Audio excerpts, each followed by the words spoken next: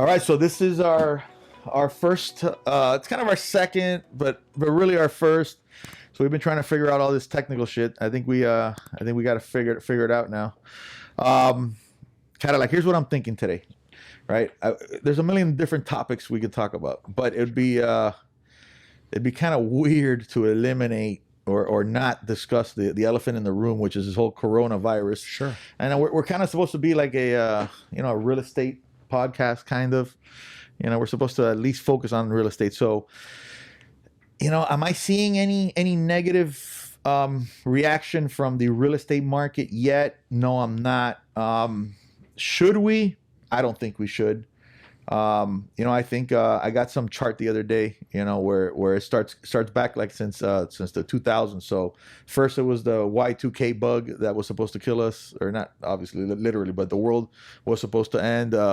There's the Mayan 2012. There's every year literally they go year by year, and then I got another one. All these memes that you get sent through all these group chats that I got, And then there's another one of every election year there's something.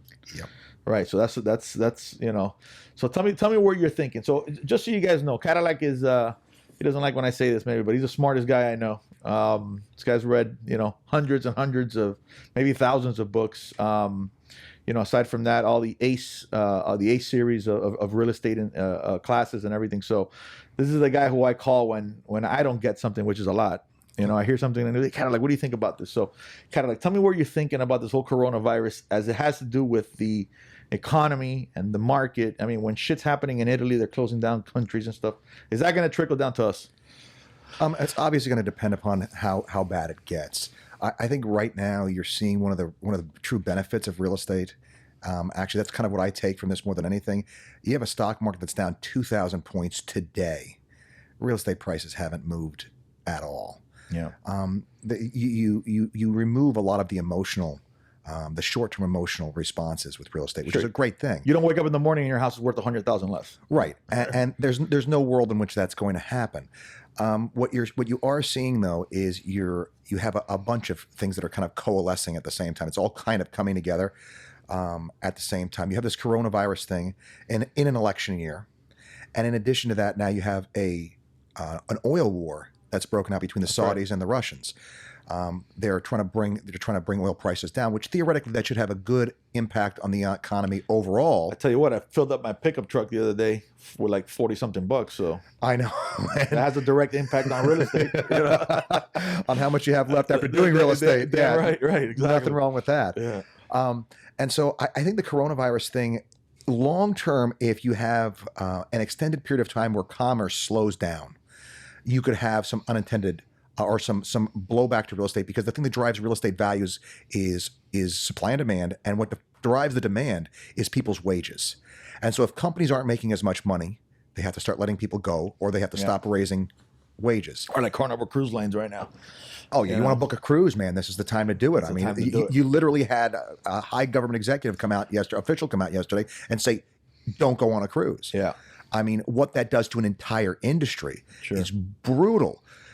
So what that does to those folks as far as their job security and, how that's made up, when does this get made up? We've had a very small number of deaths associated, relatively speaking. And I mean, if you look at the flu was responsible for like 69,000 deaths a year. I looked it up again yesterday, so I have that's a little bit more fresh in my brain. It's 56,000. Well, that's what Wikipedia says. Yeah. You probably got another source. So, but it's around there. I'd even call it under 100,000, right? And the reason why I know that, the first time I researched is because I had the flu and I thought I was going to die. So I was like, oh my God, do people actually die of this shit? So I did, and I'm like, oh wow, it's a lot of people. So yeah. I think, and again, who the hell am I? I'm not a doctor. I'm not any expert whatsoever, but it'll just get added on to the stuff that we worry about on a regular basis. So don't get the flu, don't get AIDS, don't get this, don't get that. Since I've been alive, there's always something. Right. And now we just added it to the list. Should it bring down the whole world economy? No. It just doesn't make sense that it would. Now, are there people in a higher what do they call it? Higher pay grades than I have that are making those decisions, and maybe they think so. Well, maybe there's something I don't know, but just common sense doesn't just doesn't make sense that just one more thing out there is going to bring down the economy. What's going to bring down the economy is social media, making this worse than what it is. Sure. Right. It's the news cycles that as soon as they see something, they're going to grab onto it because it gives you the clicks and it gives you the views, and everything's all about likes and views and everything like that, which is dangerous, because it's dangerous. Now, should we know in so much detail what's happening in Italy? Like every single person. I don't know. I don't know if it's necessary for us to know No, that. I agree with that. I mean, what you're seeing is kind of this reaction and this overreaction to everything. And it's not really, in the age of social media, it's really become not about the information, but it's about the conspiracy theories that spring from the information. That's right. And the memes. And that's packaged in these really believable formats. I remember getting emails previously talking about political decisions that were being made, and I would share it with people that thought differently than me, and they'd be like, "Wait a second, here's an article saying that that's nonsense," and I was getting false information all the time, and because I wasn't fact checking it, sure. So I've gotten to the place now where literally anything comes in, I don't believe it until I fact checked it. Yeah. But most people don't have that. No, I'm the first guy that just read headlines. I mean, I don't even read the whole article. I read the headline and I'll send it to a couple buddies and then I'll see what they say about it, and then I'll make my opinion on that. So, listen, I'm one of those guys that probably spreads the false information. But look, I've been doing this whole real estate thing for 20 plus years now. The only way that this whole coronavirus affects the market is if we let it affect the market, right? Sure. And I say I say real estate professionals, I say, consumers and the whole situation, but mostly, real estate professionals have to know, guys, let's step back for a second. Okay, let's step back for a second and let's analyze, what this is. We know about it. It's not catching us by surprise. The United States of America is on it. It's happening. There's quarantines, there's restrictions, there's everything like that.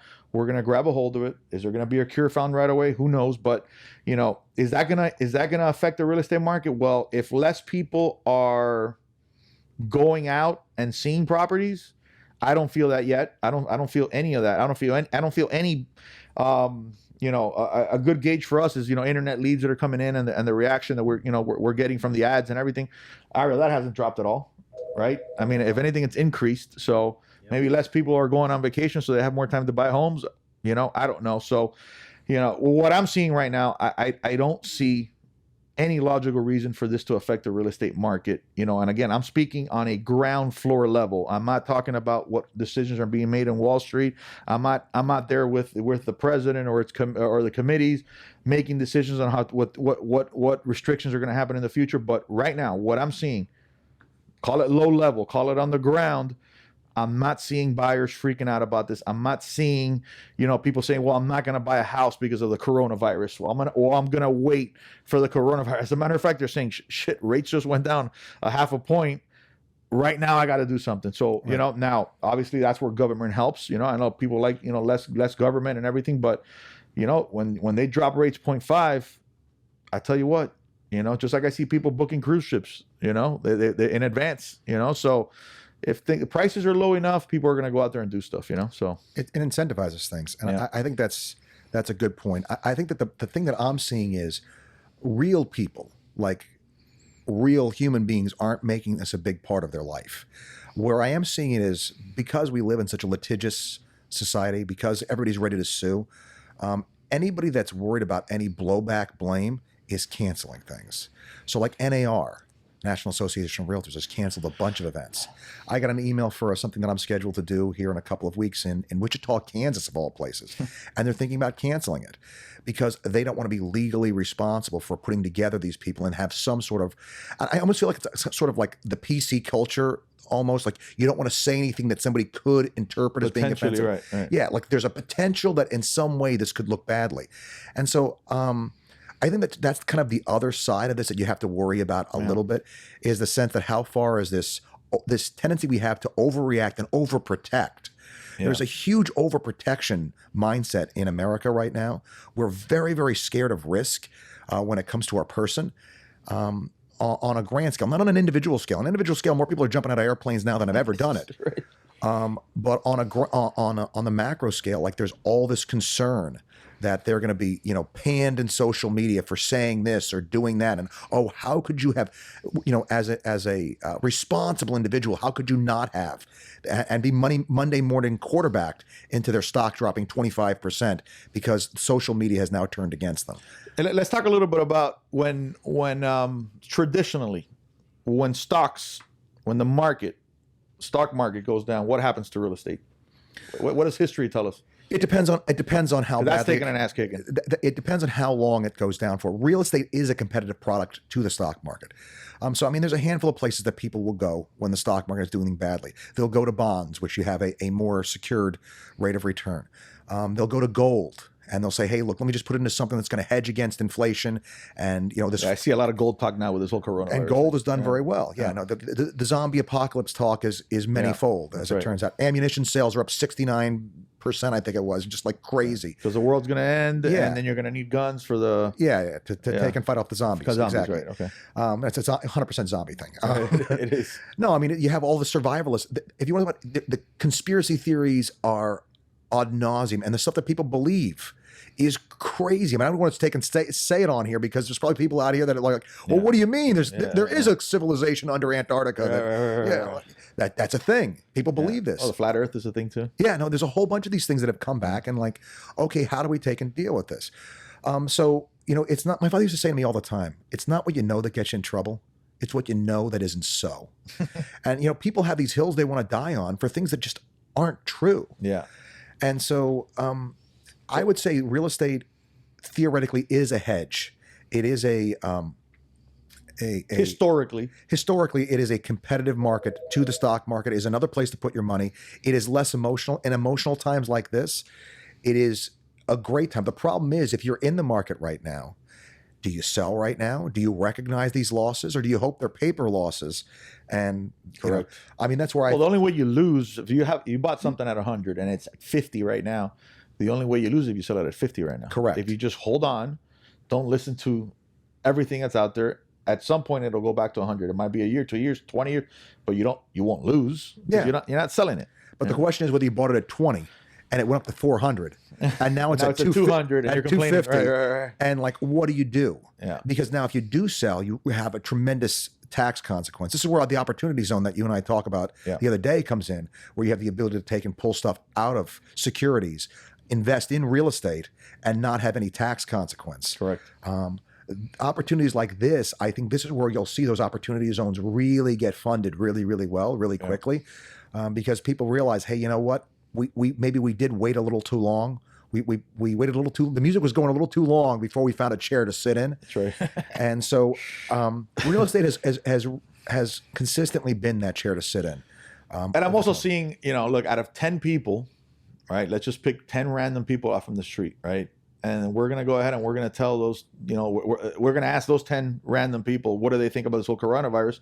There's gonna be 3 that are gonna crawl under the earth, and the earth is flat, and et cetera, et cetera. There's gonna be the positive ones that are like, well, this is an opportunity to buy stocks because you go right now, you can go to the cruise ship, Royal Caribbean, and buy it at 50%. Right? Yep. They're loving it. They're happy. Listen, we know this is probably going to be fake. This is probably going to be resolved, and this is a great opportunity to buy. And then you got the guys that are selling. Mm-hmm. And you got the and again, my buddies, we text and we have group chats and everything like that. So you could see within a group chat of 7-8 people.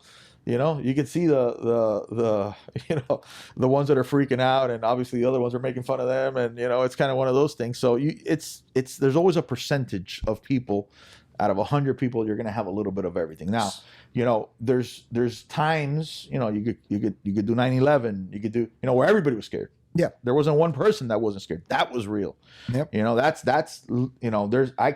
can't think of one person that wasn't terrified of what the hell is going to happen.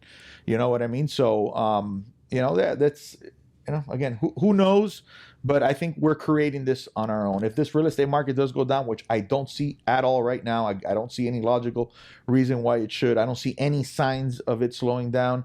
But if it does, we're creating it ourselves, No, I would 100% agree with that. I mean, I would say to you, again, my thing is wages. as long as wages continue to be strong. I mean, the unemployment numbers, I'm sorry, not the unemployment numbers, the new jobs number, they were expecting, I think it was 150,000, and it came in at 237,000. And that was in February. We were into the coronavirus thing. And the employment numbers were still better than expected. Again, that's tension, that's tightness in the labor market. The unemployment number is still very low. I'm sure the hand sanitizer guys are hiring now. Oh, they're killing it. They're killing it. Well, one of the big problems, actually, They're hiring people from the cruise ships. one of the big issues is that a lot of this stuff we no longer make here.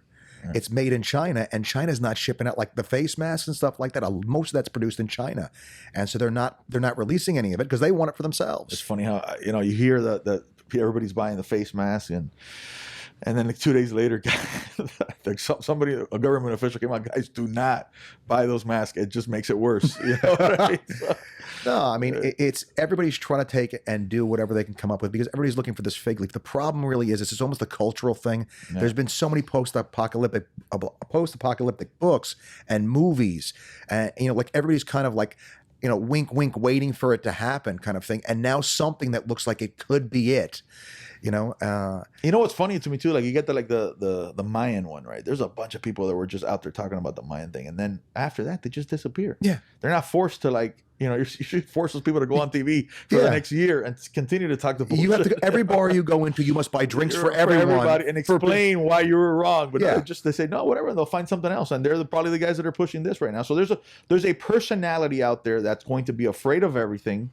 Everything's going to be super concerning, right? And look, I also think it's how do I don't know if you get in trouble for speaking negatively about senior citizens, but you'll notice that usually people that are a little bit older, they sit and watch the damn news all day. I told my dad the other day, I'm like, dude, stop watching the news. Yeah. Like you've told me about 4 different negative things about the news right now. Like if I wake up in the morning and all I watch is the news, oh yeah, that's all I'm going to be concerned. I'm going to be scared to step outside. You know what I mean? So I think it has a lot to do with that. And then you got the fathers and the grandfathers and the calling their sons, which then tell their sons, and all of a sudden, I think it trickles from the top in that particular case. I think the older you are, the more stressed out and the more you worry about this. Some, with good reason, some not. And I think in this particular case, it's not. No, it doesn't appear that it's going to be. I mean, even in China, where they really mismanaged it badly. The numbers are bad, but they're not that bad. Death rate there is like 2%, which 2% is a lot. Yeah. But if it's being mismanaged, it's not that crazy. And I mean, it's a piece of what's going on. What you're having is a highly emotional reaction to this. Most of these stocks are most of the market's volatility has been driven by the automatic trades that are already into the market. So, they hit certain thresholds and these massive orders are put through to sell. Yeah. And so this thing starts to spiral out of control. It's the reason why they stopped trading earlier today is to take and try to curtail that. But even so, we're sitting down around 2,000 points. What you've had is a lot of people have shorted on this, have shorted on the bad news, and now it's in their vested interest to take and make this bad news as bad as it can be. Sure.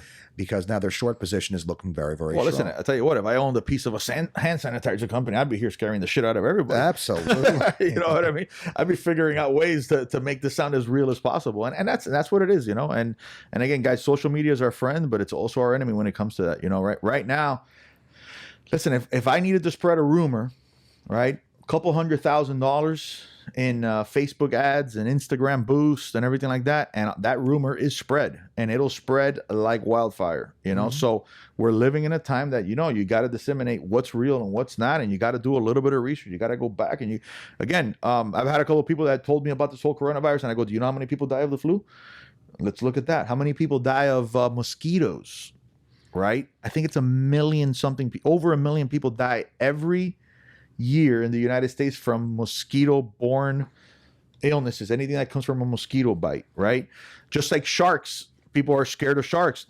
Listen, you have a higher chance of getting died of coronavirus than a shark.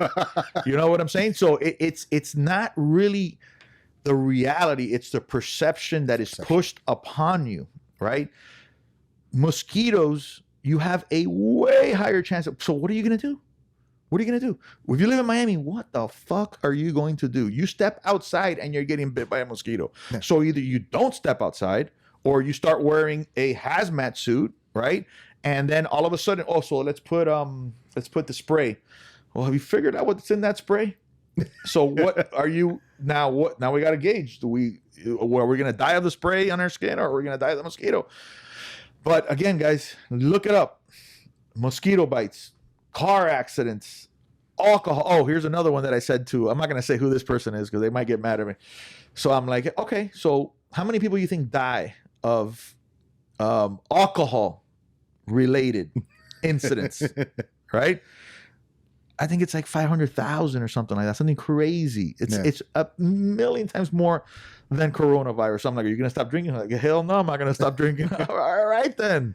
You know what I'm saying? So it's a weird situation. I think it's actually a bigger problem than that, really, which is with the social media thing. This is the first generation that's really had to deal with social media, and there's all these unintended consequences from social media, and we haven't really, as a society, figured out how to deal with it yet.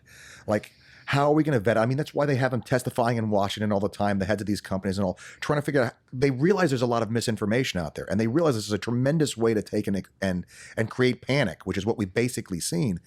But we haven't figured out a good way to take and deal with it. Most people are too, let's be honest, lazy to take and go check all the information they get. And most people, the feeds they're getting are things that agree with their position. So they don't care whether it's true or not. It makes them feel good because this is somebody saying, hey, what you think is good.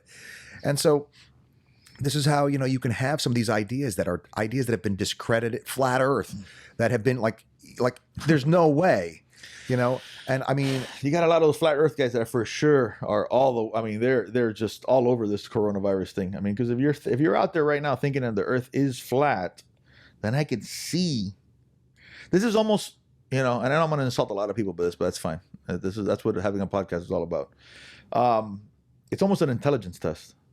The people that are really freaked out about this, I look at them and be like, man, maybe you're not as smart as I thought you were. You know what I mean? If you're panicking over this right now, either you have not sat down and done the research, right? And just kind of compare it to other things that are similar to this, like the flu, like car accidents, like, mosquito bites, shark bites, et cetera, stuff that people are worried about. So let's be a little bit more specific here. So in order for this to affect the real estate market, we have to have a slowdown, all right, of, first of all, mortgage applications, which my research, what's my research?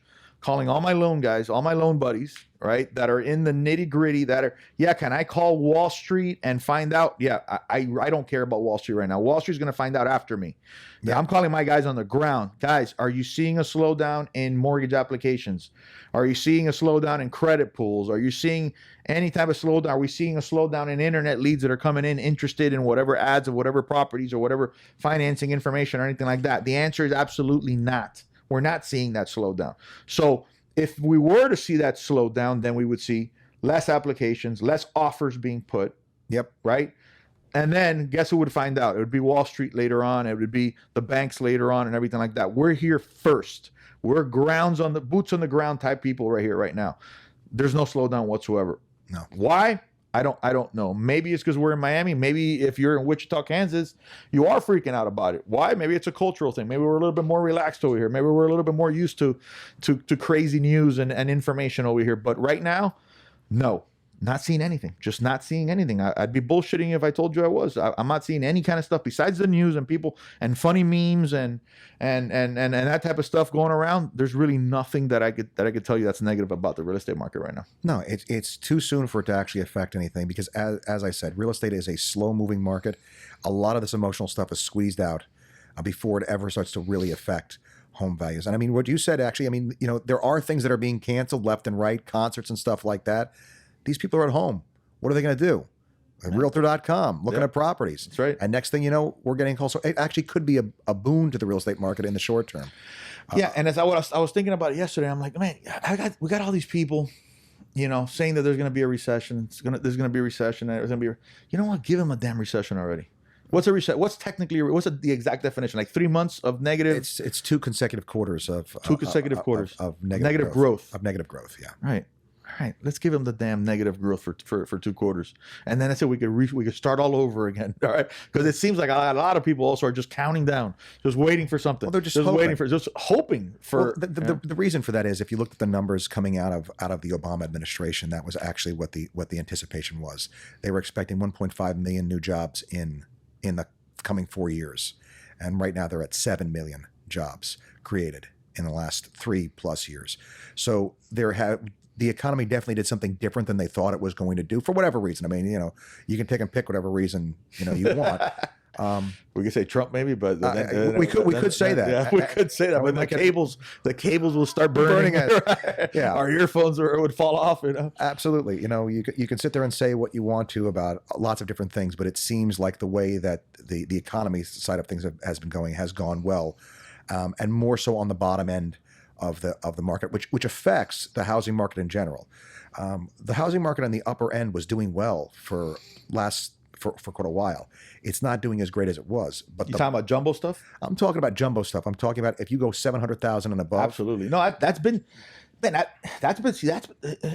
told a buddy of mine the other day. I'm like, honestly, if you separate that submarket, right? If you separate jumbo from everything else, yep, they might be in a recession. Jumbo might be in a recession. Jumbo's hurting. Jumbo's been in a recession, right? But that 500, 450,000 and under, it's been kicking ass. Gangbusters. If you go here and you analyze condos, recession, and there's recession there too, big time, right? So, are we seeing to maybe get away from the word recession? Are we seeing an adjustment in those markets? Yeah, like, and I'm speaking here in Miami. Whoever's listening to this, I mean, we're speaking to specifically Miami. You got areas like Doral, right? That's definitely taking a little bit of a hit. Is it prices are going down? No, prices are adjusting to reality. Sure. Because the problem we have in Miami, not the problem, I mean, I'm very happy we have that problem, for the lack of a better term, is that people are coming from every different, we're one, what's that saying here? We're one revolution away from a booming market. We're one revolution away from a booming market. Right now, what is it I'm hearing? I'm hearing Argentina, right? Mexico. Sure. Right. So, I mean, I've had Argentinian and Mexican meetings in the last month. Right. Those people they're trying to get their money out now. So if you are in a country where they're about to take all your shit, what are you doing? Are you coming over here and price hunting? You know what I'm saying? Are you going on Zillow and getting a Zestimate? Are you really barreling down? Are you spending 2 months negotiating and playing hardball? Fuck no. You get it out. Put it wherever you're going to put. Does it seem right? Yes, buy it, right? And that's what happened with in this particular case in Doral, with the Venezuelans in particular. Other countries too, played a part in it, but mostly Venezuelans. They needed to get their money out, so they're coming over here and then they're buying, right, recklessly. Yep, recklessly. Then somebody else comes and sees the reckless comparables that were created by reckless action, and all of a sudden now there's a justifiable reason why these prices are going up, because there's an appraisal, there's comparables. But just like an appraisal shouldn't take into consideration, appraisers usually don't take into consideration a distressed sale. Yeah. Right. They are trained to eliminate, out of a bunch, they're trained to eliminate a distressed sale. You know what?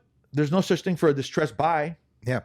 Right? No way to identify that. No way to figure that out. If that guy was like needed to get out, if he just, what I hear the horror stories all the time, daughter went out, they knew it was dangerous, but daughter went out to get milk, got kidnapped, raped, beat up, and those are the lucky ones. I mean, I've had situations where people, the daughter goes downstairs or son goes downstairs, somebody gets them gunpoint, makes them go upstairs, they go into the house, they take everything, gunpoint. Yep. 2 or 3 bad guys, Yep. So, that's a distressed purchase. Yep. Right. So, how many distressed purchases were actually done in Miami in the last 3 years? Guys, thousands. Sure. Thousands. And what does that do to a market? And what does that do? You in this particular case, to the jumbo market is really where you saw stuff 500 and up. Yep. And then you come and you want to buy a $1 million condo in the beach, not knowing the market, thinking you're going to rent it out. how the fuck are you going to rent it out to 3,000? There's $3,000 association dues alone Yep. a month. So those are the things. So those distressed purchases affect certain markets, right? Sure. Now, here's the thing. Like we just talked about Mexico right now, right? So that distressed situation is going to create more distressed comparables. You know what I mean? So yeah, we're in a unique place. What's the other thing I heard the other day? The best thing about Miami is how close it is to the United States. Yeah.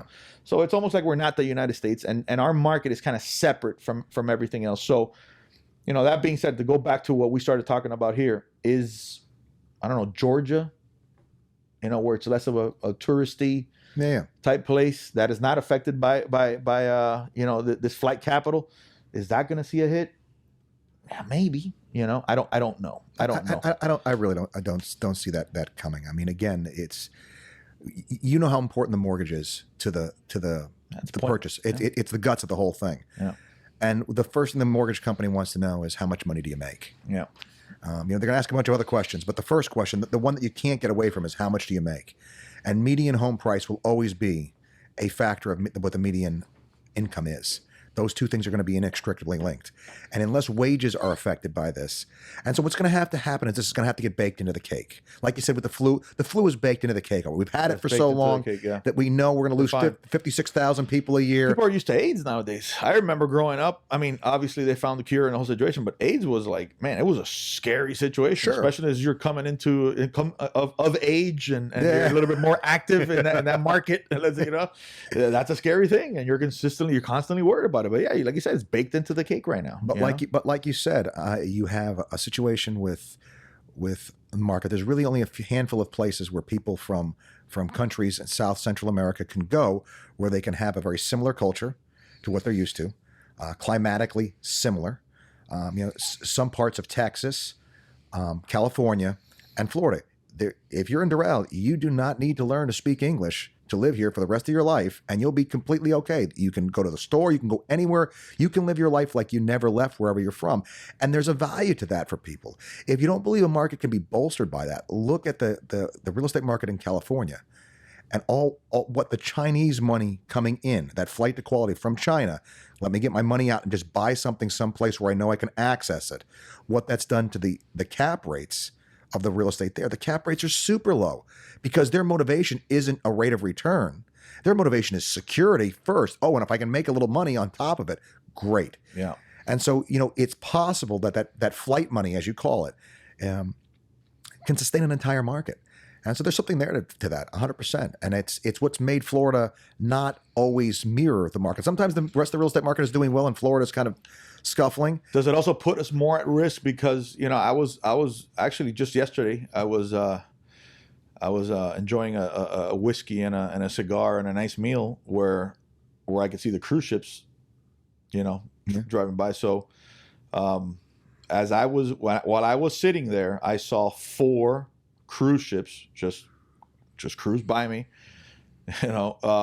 So are we at more at risk for anything like that, since we're having cruise ships parked here, or we have Miami International Airport? I mean, so are we more at risk of this whole coronavirus thing? Yeah, maybe. Sure. But again, we have these corrective markets, this flight capital stuff that comes on a regular basis. And back to your language thing, I know people that have been living here for 30 years and don't speak English. There's absolutely no fucking reason in the world to speak English. And there's nothing wrong with that. I mean, I know that my grandparents came from Italy. They didn't speak English. They never did their entire lives. They lived above the store and they lived in Little Italy and everybody spoke, and it was all good. Yeah. And it's part of the process, and that's fine.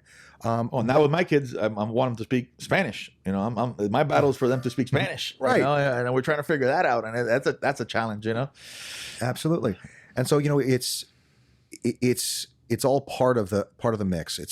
There's a lot of different things that make up a place to live, right? Whether it's the traffic, how much traffic there is, what language they speak, what the weather's like. There's all different reasons why people live in any particular place. And there's just a lot of reasons for lots of different places. If there's a flight to quality, well, they come to Miami. And so it makes this market. But I mean, you also have a situation here where the reason why the condo market is so overpopulated is because the developers were all sitting there with all this real estate when the market crashed, and they wanted to take and they wanted to build. And so the market started to do well. They all started building all at once. And as It was a race. It was a race to build, and it's really a race like who comes out to market first. Absolutely. So there's buildings that are beautiful buildings where they've done some amazing architectural stuff. It's crazy. And they have 7 units sold out of, a building of 100 units. I see single families not having that issue though. Single families kind of, probably flying off the shelves.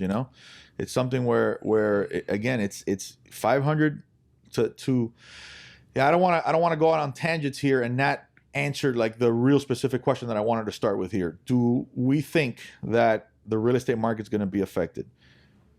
I think that the only markets that could be affected are the ones that are already being affected, right? The ones that have already taken a little bit of a hit. They call it the condo market, And again, I'm being real specific to Miami because we live in Miami, right? This is the stuff that I see. It's probably mirrored everywhere else, But jumbo, right? See, let's talk about jumbo, right? Jumbo has been taking a hit, but what I am also seeing that's going to correct is financing is loosening up quite a bit in the jumbo market. What does that mean? Higher LTVs, you can get as high as 95% LTV right now on a jumbo product. So when you coming in with 5% down, the issue was that you wanted to buy an $800,000 home, you're either going to have to put 20% down, 10% down. So now you're having to put real money down. So people, in the United States, they could pay the monthly payments, but can they raise enough capital to put the down payment, right? Self-employed people, right? Self-employed people, they are notorious for not declaring the amount of taxes that they should, right? So now there's these bank statement programs, right? So they'll get the average, of these bank statement deposits, of these gross deposits that you make. And basically what you're showing is that you could afford it, right? So it's not how much you declare, because if you make, 200 grand and you got $100,000 worth of expenses, then that 100,000 is really what you're working with, and then, but, what did you declare? Did you declare more loss than what you expected so you could pay less taxes? So that bank statement program removes all of that. It just says, hey, give me your gross deposits. I just want to see money's coming in. Right. And that's, semi-new product. So all these products that have been coming out are really going to make a difference in the jumbo market. That jumbo market, and you could actually see some pretty good deals on those jumbo markets. People have had property on the market for 300 days, and that type of stuff. So there is a lot of, if we are able to get those people, let's say those self-employed people to go out there and be able to put less money down and not have to worry about the, what they declared. Now that's a buyer. Now that's a real buyer. That's a buyer that's going out in the market right now, and it's picking up that inventory that's been sitting there stale. So sure, that's going to be a difference. Condos, we've seen a major change on condominiums also. That's important. FHA has dramatically loosened up. Have we seen a very good reaction on it? No, we haven't seen it yet. There's still an adjustment. Banks are still trying to figure it out, but they changed the way they see condominiums, right? Before you would have to, sit there and wait, or pick one of a handful of condominiums that are FHA approved in order to buy FHA in a condominium. Why? Because the condo questionnaire, means the questions that they ask. So when you submit a loan, when you submit a contract, or you're purchasing a condo, you submit your loan application and everything. The bank that's going to lend you the money they send in what's called a condo questionnaire. Now this condo questionnaire asks a ton of questions. How many people live in the condominium? How many people are paying late? How many people have not paid their association dues? How many people are in foreclosures? How many people are investors? So what percentage of the whole building is investors versus, primary residents, et cetera, et cetera. So what's been happening is that till now, those questions that FHA wants to ask are almost impossible to answer correctly, right? The market has not been strong enough, long enough for delinquencies to go down, for a smaller portion of investors to purchase in there, that type of stuff. So FHA changed that, loosened up their guidelines quite a bit. So we're going to see a lot of the stuff in the condo market, but are we going to see it in the condo luxury market, condo jumbo? Not yet, right? But we are going to see a lot of that condo inventory to start to be picked up. So that'll be a wind in our sails, So, when I first heard the news that rates are going to go down 0.5, my first thought is like, wow, that's nice. That's great. Necessary? Not necessary. Would I have liked to save that card for maybe later on when things were really slowing down? Maybe, that'd be nice. but I'll take it. I'll take it for sure. I think that there's the other piece of this, and it kind of goes to what you said about the jumbo. Having the new jumbo products helps, because the place that the market will get affected in the short term would be the jumbo market, because the people that are going to take the hit in the short term with the loss of revenue, because I mean, hotel bookings are down, like all of this stuff, are going to be the people at the top of the chain, the ones that get paid on the profits that the company makes. So your upper management people are the ones that are going to get hurt in the short term. If they saw a long term, that there's going to be a long term thing, they would start laying people off and cutting wages, right? But in the short term, there is going to be some effect. This is the reason why they lowered the interest rates, because a lot of people borrow the money to take and do their payroll and things like that. So the cost to do that is now less, and it's kind of minimized what they are anticipating is going to be some losses that people are going to take in growth, just because things aren't going gangbusters. There is this little wrench that's gotten thrown. We haven't determined the size of the wrench yet. Sure. Everybody's freaking out about what it's going to do. Odds are it's going to get gobbled right up and not be a big deal. Well, they're saying that a wrench is going to be thrown, but I don't think the wrench has even been thrown yet. I don't think anything yet has been in our market, in real estate. Has been not in real affected. estate. Right? No, not in real estate. What I'm saying, real estate is it's talking about the economy in general. Yeah. Real estate is a downstream market, right? So like, in order for somebody to buy real estate, other things in their life have to be going right. So they have to have a job. They have to they have to have things going. And they got to feel good. And they got to feel good. The future, yeah. Absolutely. And so for the most part, I think that most people are looking at this as like, oh, wow, I can get a really cheap cruise right now. People are almost looking at it as an opportunity to exploit. That's what I'm saying. As opposed to something like, oh, geez, I have to change my life to prepare for this. Yeah. My girlfriend did give me a mask to wear on the airplane the other day, which I left in my bag. We can refinance now and make some and save some money. Absolutely. And what happens with lower rates? Like, why does that matter so much? Right? The same person with the same income, with the same down payment, can buy more house. That's right. So what does that mean for our market? Well, that means that if they could buy a more expensive house that is a higher comparable, prices going up, right? So it's that 0.5 means a lot. So a 0.5, I'm not smart enough. I'm gonna try to figure it out. I'm not smart enough to figure out what a 0.5 would buy you more house. It'll probably give you another, depending on the size. Depends on how much you're doing. But I mean, right now the rates are, let's say it's 4.5, and let's say it goes to 4. Well, what is that? That there's only 8. That's 8/9. It's a whole eighth off, basically, of what they were paying the rent for the money. Right. So if it's $500, that's basically another 80 grand of house that you can buy. Probably something like that. Something like that. It's a lot. It basically makes the home less expensive to purchase. So you can either pay more for the same house, which is part of what you're going to see. That's what will drive prices up. Correct. Is that they can pay more, because when you're putting 3.5% down, if you pay $425 or $432, you don't care. You're only putting 3.5% down. You just want to get the house. Yeah. Right. And now at that $300,000 range, 350, 400, now if you had your search, as us realtors know, you had that search 400 and under, and maybe you got to put up to 425 and under, you got to put it up a little bit more. You got to, so it gives you that whole other market that you weren't looking at that now exists, the possibility. If you purchase the same guy, nothing's changed except coronavirus. Yep. Right.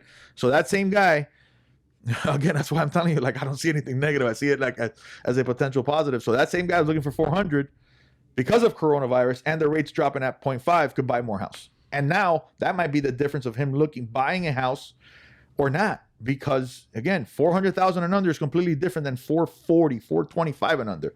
There could be another 10 houses at that price range in your exact neighborhood that you're searching. Sure. Right. So that multiplied by the whole country and every damn realtor, there's a lot of us. So yeah, I mean, if anything, in the short term, there could be room for on the bottom end of the market. Yeah. And when I say the bottom end, the sub jumbo. So the title for this podcast should be, is coronavirus good for the real estate market? It's very possible. That'll get us clicks. And it ain't crazy, it's a possibility. I think the big takeaway here is you got to be very careful with your Chinese imports. So what was it I saw the other day?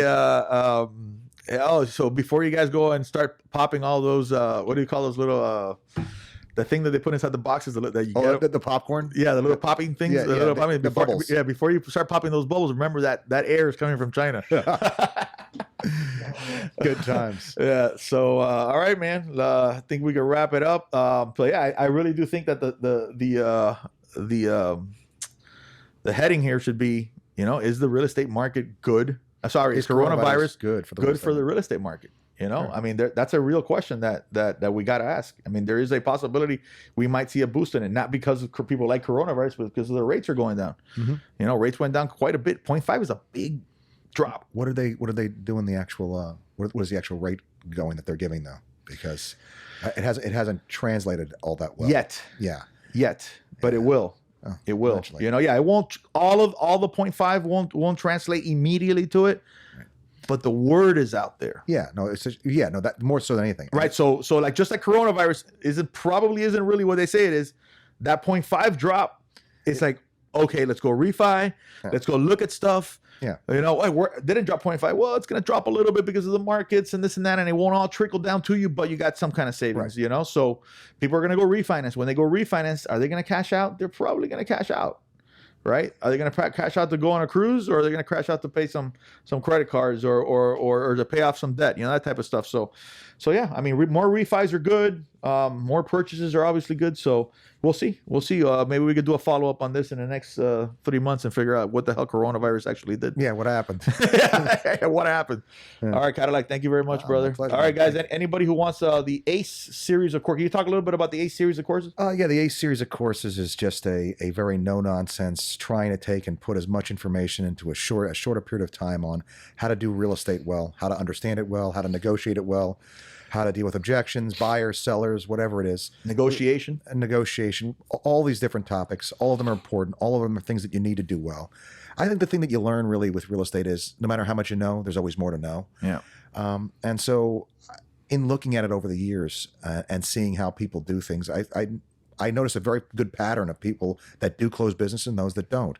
And so we looked at the behaviors of those that close business and we said, hey, recognizing agents have to take time away from making money in order to come to a class, what can we give them the shortest possible period of time to help them make either more time, get their life more scheduled and more organized so they have more time, or make more money, just close more deals and not have to work as hard for those deals that they close. Yeah, what I find, having been teaching realtors for, 20 plus years, like, all right, well, what do I got to teach these guys to produce, right? So, what do I got to teach them for them to survive this business? And survive is the real word for the first year. I don't give a fuck what anybody says. You're surviving that first year because no matter how much information is going in your head, you're just trying to figure out what's what. And there's so many classes out there that are just fluff, and they're given at the wrong time. So like flipping properties, man, you ain't flipping shit right now. Yep. You're just not. You know what I mean? And so, but they'll go and they'll spend 5 hours in a flipping class.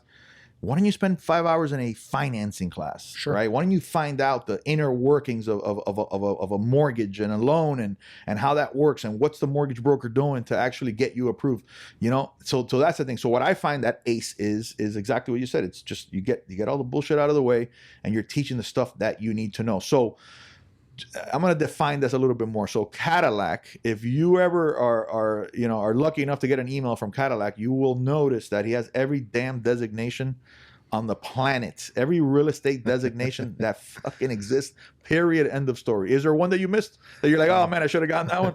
Not one, right? There might be, I don't know. Right? Probably not, right? So what he said is like, all right, well, I spent years going and getting every single one of these designations, but out of a 2-hour class, I might have 15 minutes that I'm actually going to use and actually going to take with me. So it's a compression of all those 15 minutes put into one thing. And then we go out and we guinea pig it, right? So he'll go out and teach it to a new group, make some adjustments and everything like that. So what you're getting now is a very filtered all the crap out of it, and it's just the nitty gritty stuff. It's the stuff that you're actually going to use. There's not one thing in that class that you're not going to use, and it's the purpose of it. And the reason why I could say that, I mean, the one you're coming up with now is pretty cool. The you haven't gotten the title of it yet, but the continuing education. Is it what was it that it's something that doesn't suck? We were talking about ethics. Ethics. There we go. So the ethics. So all we're promising, well, not we, all that Cadillac's promising in this class is that it's going to suck less than the others. That's all. The information is going to be the same. There's no, it's all there. He can't even take out some information. All the information is the same. He's just going to try to make it suck a lot less than what it does somewhere else. So try to add a little bit of fun to it, add some color to it, and that's about it. So That's it. all right, guys. Thank you very much for listening. Anything else we got to cover? Anything else? All right, cool. All right, guys. Jesus. Thank you. All right.